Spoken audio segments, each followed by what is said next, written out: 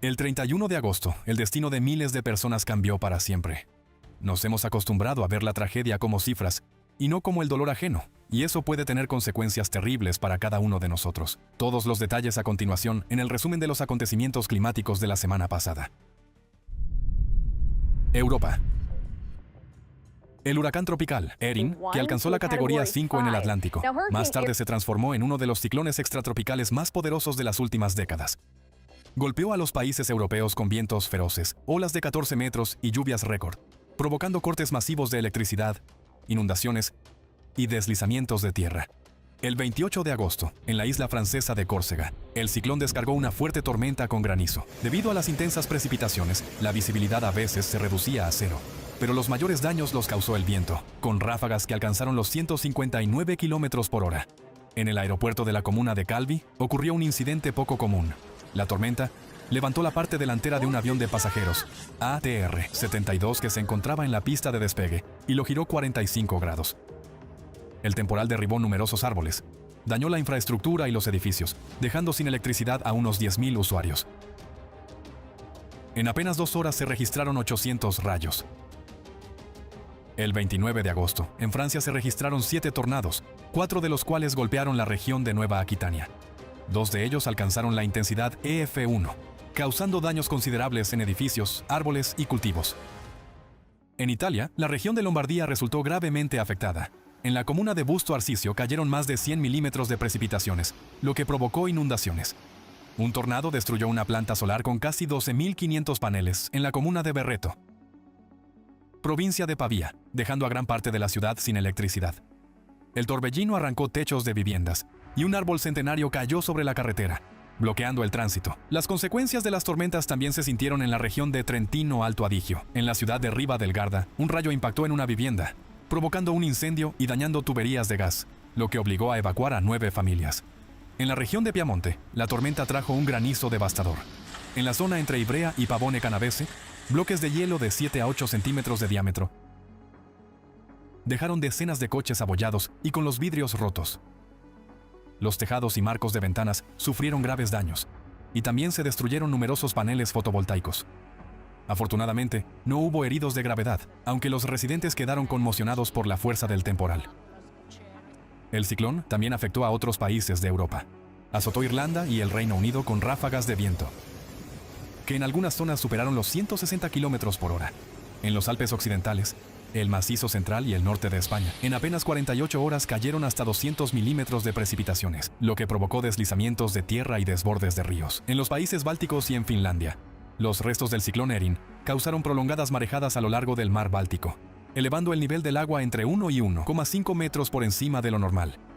En los Balcanes, Hungría y algunas zonas de Italia, la temperatura fue de 8 a 10 grados Celsius, superior a la media, lo que marcó un récord local de finales de verano. El ciclón llegó incluso a los países de Europa Central y Oriental. Se trata de un caso extremadamente inusual. Un antiguo huracán tropical, formado en el Atlántico Central, alcanzó Europa y, conservando su fuerza, se extendió sobre gran parte del continente. Tornados y torbellinos. El 29 de agosto, en Islandia, en la península de Reykjanes, se registraron 3 tornados. Uno de los torbellinos fue captado por un testigo cerca de la ciudad de Bogar, en la costa de la bahía Faxaflói. Los otros 2 tornados aparecieron en la zona de varios cráteres volcánicos de Sundhnúkur, cerca de la ciudad de Grindavik. Los torbellinos permanecieron visibles durante unos 3 minutos, girando sobre el paisaje volcánico. Los tornados en Islandia son extremadamente raros. Desde la década de 1980, solo se han registrado 13 casos similares. La aparición simultánea de 2 torbellinos constituye un evento absolutamente único.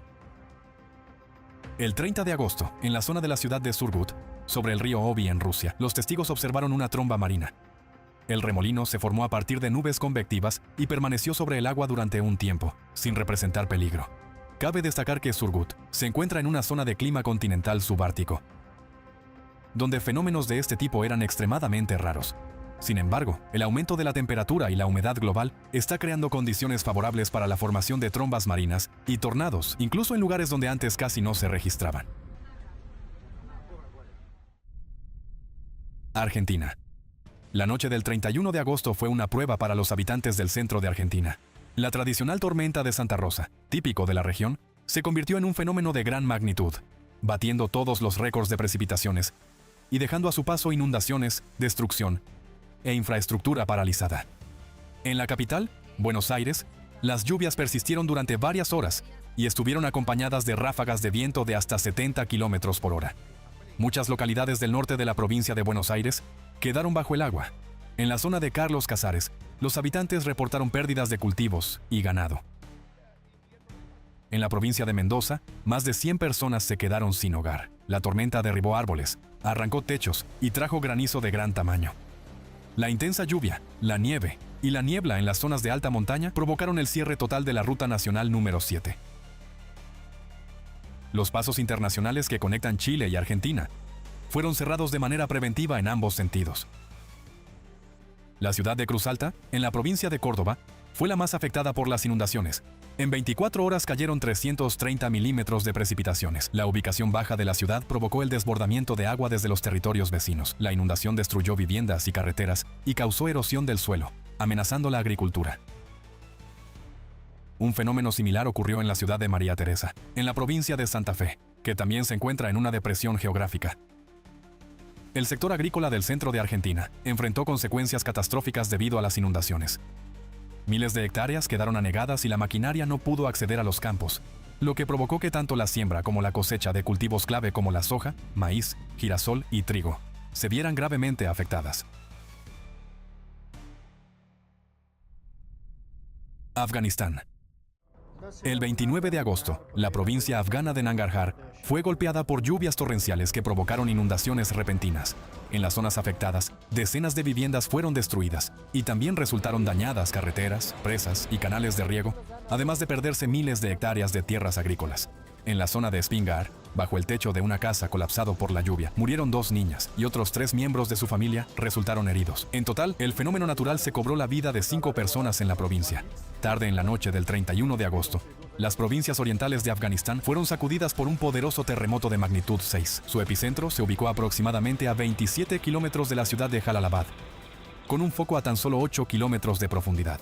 En el país, más de 2.200 personas perdieron la vida y más de 3.300 resultaron heridas. En la vecina provincia de Nangarhar, el número de fallecidos ascendió a varias decenas y los heridos a cientos. En las siguientes 48 horas, se registraron al menos 10 réplicas de magnitud 4 o superior. 3 de ellas superaron la magnitud 5 y ocurrieron a poca profundidad, hasta 11 kilómetros. Según los residentes locales, estas réplicas derribaron casas que habían quedado parcialmente dañadas durante el sismo principal. Muchas aldeas quedaron en ruinas y la cantidad de edificios destruidos superó los 6.700. El acceso a algunas de las zonas más afectadas era imposible. Los caminos estrechos estaban bloqueados por desprendimientos de rocas y deslizamientos de tierra, y el terreno accidentado de la región complicaba el envío de ayuda. Las víctimas fueron trasladadas en helicóptero a los hospitales más cercanos. Debido a la escasez de personal especializado, los trabajos de rescate también fueron realizados por los propios habitantes locales. Sin maquinaria, despejaban los escombros de casas de adobe y piedra con sus propias manos. Las réplicas interrumpían la búsqueda de sobrevivientes, lo que provocaba pérdidas de tiempo vital para rescatar a las personas atrapadas bajo los escombros. Los relatos de testigos destacan la magnitud de la tragedia. Un joven de 14 años resultó herido cuando su casa se derrumbó por completo. 5 miembros de su familia fallecieron.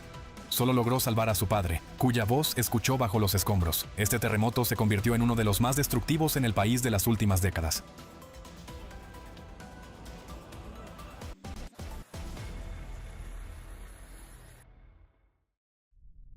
Sudán. El 31 de agosto, en la frontera entre las provincias de Darfur Central y Darfur del Sur, tras varios días de lluvias torrenciales, se produjo un poderoso deslizamiento de tierra. La aldea de Tarsin, situada en la cordillera de Marra, quedó completamente sepultada bajo una capa de barro y piedras. Como resultado del desastre natural, más de 1.000 personas perdieron la vida y solo un habitante local logró sobrevivir. Este deslizamiento se convirtió en el más mortífero en la historia reciente del país. Los trabajos de rescate se llevaron a cabo en condiciones extremadamente difíciles. Terreno montañoso complicado, lluvias incesantes, carreteras destruidas, ausencia total de comunicaciones y conflictos armados activos. Los habitantes de las aldeas cercanas temen que la tragedia se repita si las lluvias torrenciales no cesan. La situación se agrava por la grave crisis humanitaria de la región, afectada por conflictos armados, hambre y desplazamientos masivos de población. Y este es solo uno de los muchos ejemplos de cómo las catástrofes aumentan rápidamente.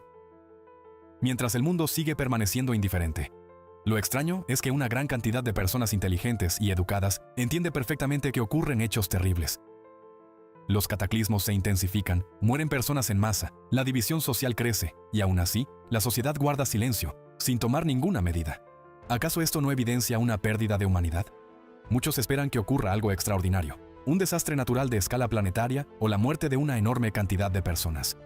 Solo entonces sentirían un impacto suficiente para despertar su compasión y motivación para actuar.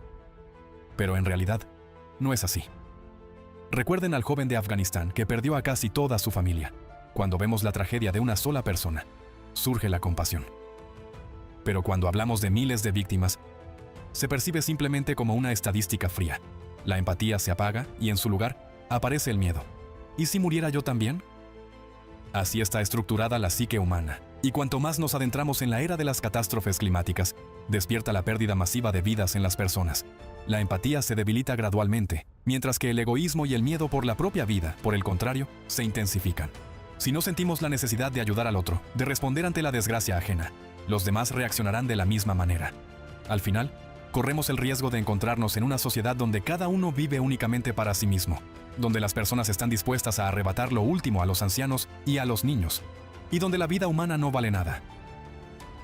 ¿Acaso alguno de nosotros quiere encontrarse algún día en una situación difícil o incluso crítica completamente solo, sin ayuda? En el planeta hay muchas personas que intentan vivir con conciencia y rectitud. Sin embargo, la mayoría permanece inactiva, conformándose con su pequeño mundo, donde han construido buenas relaciones con sus seres queridos, han encontrado armonía con la naturaleza y hallado su propia paz. Pero mientras cada uno se encierre en su espacio cómodo, nuestro mundo común seguirá deslizándose hacia el abismo debido a nuestra indiferencia. Hoy, el problema climático ocupa el primer puesto. Mientras la gente no tome conciencia de su magnitud y del peligro real que representa, no podrá liberarse de las divisiones y conflictos artificialmente impuestos. Para cambiar la situación, es necesario visibilizar el problema en toda la sociedad.